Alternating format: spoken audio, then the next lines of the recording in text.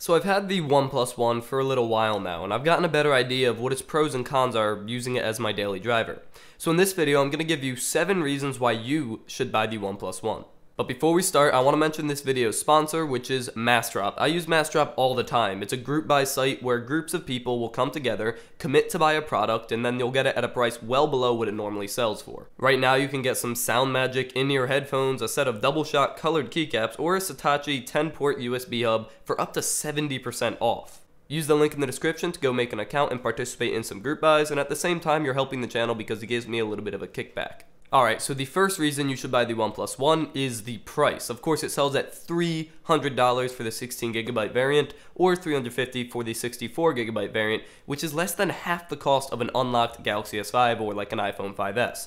But since it's invite only right now, you can't actually just buy it at that price. But you still can buy it without an invite, but it's closer to $400 using the site OppoMart. And the catch here is that it ships with Color OS and not Cyanogen mod. You'd have to install Cyanogen mod yourself when you get the device. So you're still looking at a $380 price tag for the OnePlus One, which is great, but it's more than the $300 price tag that it's so famous for.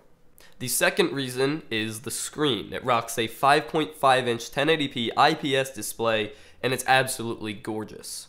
There's absolutely plenty of space to watch videos or do anything or productivity or whatever, and there may be a slight yellowish tint. Other people have been complaining about it, and I did kind of notice it, but it's hardly noticeable, and it really doesn't affect the user experience at all. And the third reason is Cyanogen mod. Cyanogen mod 11S is installed on this phone, which was made exactly for this phone, and it's very similar to stock Android, but it actually has more customizability and functionality. You can choose between on-screen and capacitive buttons, change themes easily with the Theme Changer app, double tap the screen to wake the device, draw a V to turn flash on, all that kind of stuff, and so much more in Cyanogen mod 11S. And the fourth reason is battery life. Now, inside the device, we have a 3100 mAh battery that's non-removable, but even if you can't remove it, it's still extremely big, and Cyanogen mod is not very heavy on the battery use.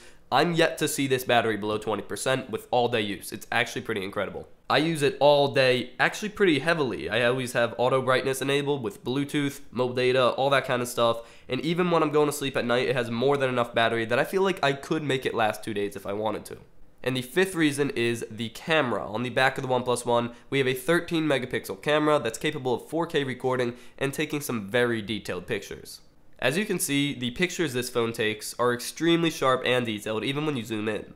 I also uploaded a 4K camera test video, so you can go check that out if you want to see more 4K footage with it. The sixth reason is just aesthetics and the overall feel of the device. The front of the phone is very simple with no physical buttons, and it has a sleek overall profile. The metal trim around all the edges makes it so you're always touching some metal, which does add some quality to the feel.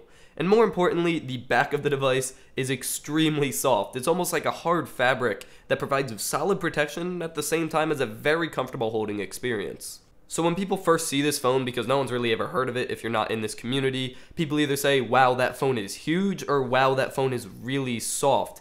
So that's definitely a testimony to how soft and how comfortable the back of this phone is. And the seventh and final reason why you should buy the OnePlus One is the raw power and speed of this device. For just $300 on the spec sheet, you get a Snapdragon 801 processor at 2.5 GHz, an Adreno 330 GPU, 3GB of RAM, 16GB of storage, a 31 mAh battery, the 5.5-inch 1080p display, real stereo speakers, the 13 megapixel camera, and many more specs and features. So there's no denying that the OnePlus One is one of the fastest phones out there, and it's only about $300, which is extremely inexpensive compared to other flagship devices.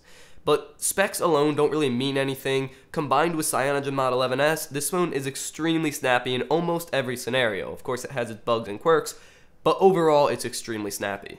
So those are my top 7 reasons why you should buy the OnePlus One. As I did mention at the end there are some cons to it, and I will be uploading a video with reasons why you shouldn't buy the OnePlus One, so stick around and subscribe to see that. Subscribe if you want to see more content, leave a like if you enjoyed this video. Thank you for watching, and stay classy.